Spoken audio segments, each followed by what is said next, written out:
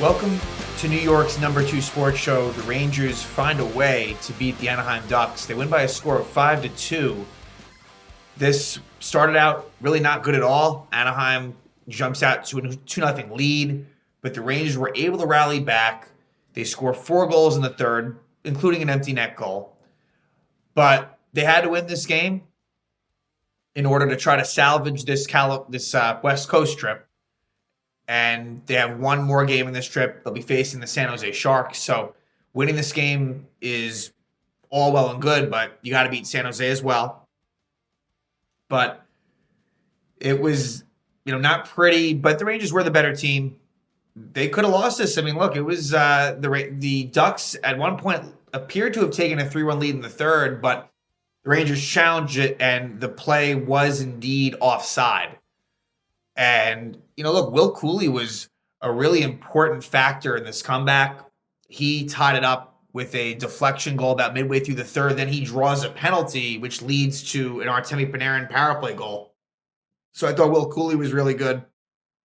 Laviolette did change the lines, the forward lines, the D pairs. Now, by the time the game was over, it kind of went back to normal, but he kind of had to do this. Did it spark a turnaround? I don't know if we can say for sure that it did or didn't, but it certainly, I wouldn't say it hurt them. That's for sure. And so it was good to see, again, like it deserved that, as I had been saying. So Eric Gustafsson was back in the lineup, so Zach Jones out.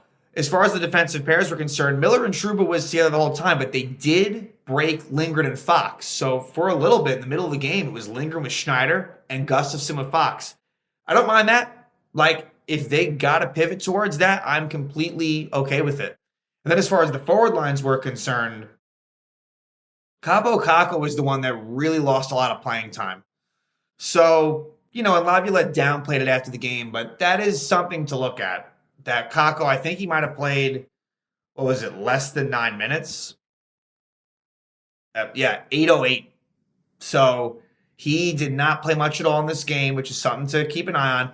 Nick Bonino was back in for Pitlick, so I suspected that Bonino would be back in, but it is interesting. Pitlick clearly right now is the 13th forward on this team, which shouldn't come as a major surprise, but I guess the interesting piece is the fact Brodzinski has more of a role, but it also kind of makes sense when you consider the fact that Philip Hedl is out, and so Brodzinski kind of has that third line center role, whereas if Hedl was on the team, that would change things. But yeah, Pitlick is kind of securely in that spot, although I know this might sound crazy, and I don't think we're even close to there, but Caco really didn't play much, so he's not going to be a healthy scratch. But again, I did find that really interesting, and Vince Mercogliano asked about it at the end of Peter Laviolette's post-game press conference, but, of course, as you'd expect, Laviolette didn't make much of it.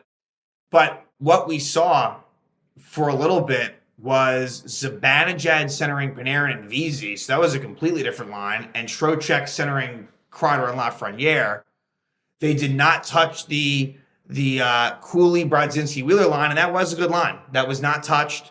And so Caco then moved down to play with Goodrow and Bonino. But then it was really mixed up all the way around. So yeah, by the end of it, it kind of normalized back to what the lines originally were. And so I would expect for San Jose for that to remain the case. Forward lines and D pairs. Igor Shesterkin wasn't really tested much. Didn't think he looked all that great, but at the same time, the first goal, there was nothing he could do about it. The second goal wasn't great for him, and I guess if that third goal counted, that wouldn't have been greater, but it doesn't count. So for Igor, not a whole lot to say on that. Wasn't bad, but didn't really have to be great. So, and the Ducks were coming off of a game themselves the night before, which they lost to the Sharks. So the Rangers hit the 60-point mark, which is good. So the Rangers' record on the season is 29-15-2. So through 46 games, 60 points. And I really hope that the Rangers can beat the San Jose Sharks in a few nights. So let's discuss this one. like I said, the Ducks get off to a really early start. 51 seconds in, it's Adam Henrique. And if you're a Ranger fan, you don't really feel great when you hear the name Adam Henrique, of course, the former Devil. I'll just stop it there. But he scores his 13th goal of the season from Carlson and Terry, less than a minute into the game. And this was just really, like, I thought the Rangers were a bit soft to start, just not hard on the puck at all. And the people to blame to me was a combination of Miller and Trouba, probably more so Miller, and then Lafreniere as well. I just feel like Lafreniere needs to do more on the back check. There is more effort that he could give. And so to me, no blame goes to Igor on this goal. And it was those players. Trocheck was kind of involved on both goals to a somewhat of an extent. But yeah, I just didn't like the intensity. I did not think that the Rangers came out as strong as they needed to, considering how they've been playing. So Henrique gives the Ducks a 1-0 lead. Then later in the period, he scores again. At 15:37, it's Henrique, his second of the game, 14th of the season, and assist to Terry and Carlson again. So that line scores twice. And on this one, it was Lindgren and Fox that I thought didn't look so good. I'm trying to think of the forwards that were. I know Trocheck was involved on this. I think there was a middle of a line change. Because at that time, the lines had not been switched up. I think Vesey was on.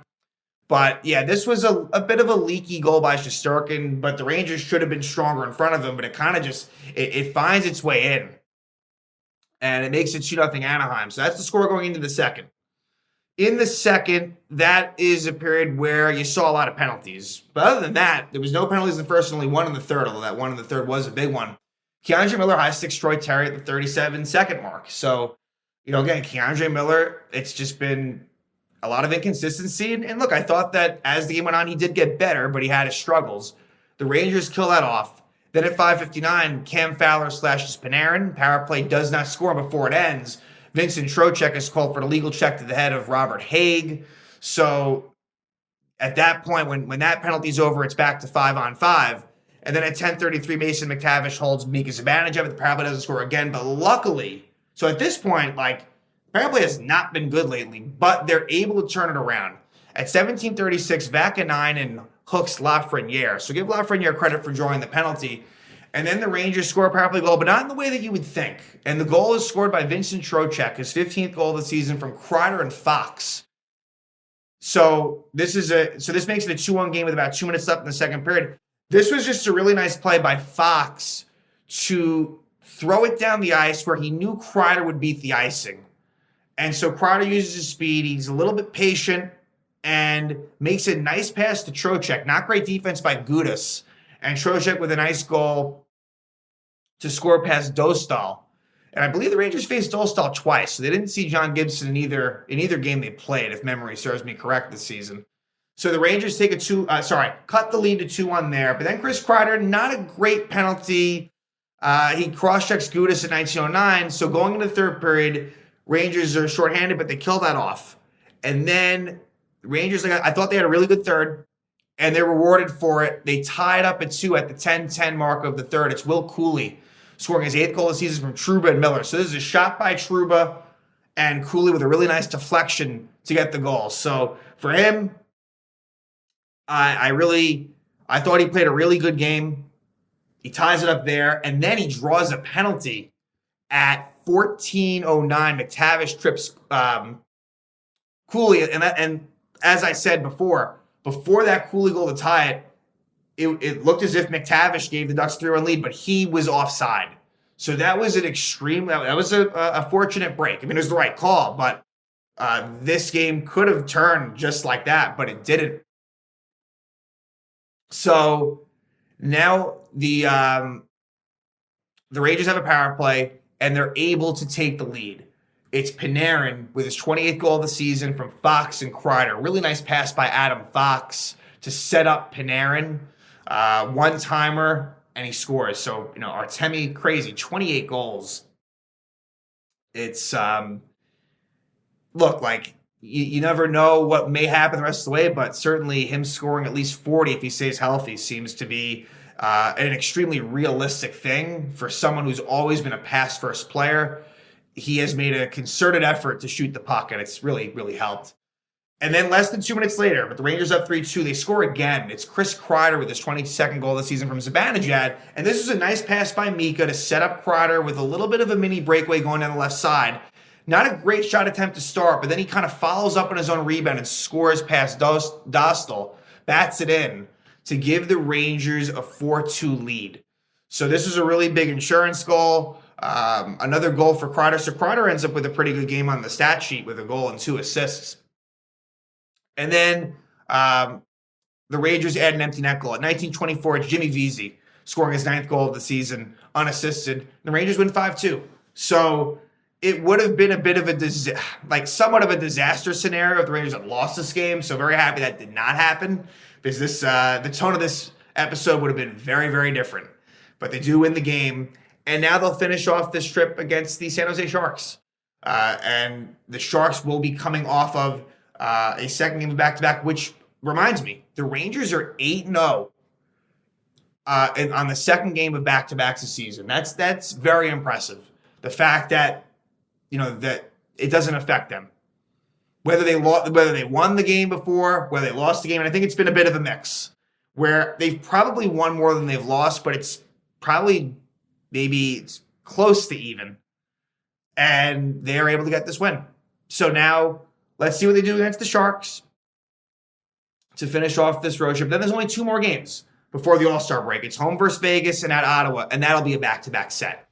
So, and those games will be games where the Rangers had lost previously, and not so great fashion either, where they lost to Vegas just, a few days ago, and then they lost to Ottawa back, I guess it must have been early-ish December, if I remember correctly. So, but we'll talk about that when that gets a little bit closer. But for now, they're able to get this win. They beat the Ducks, and hopefully they'll be able to do the same in the next game as they travel from Anaheim to San Jose.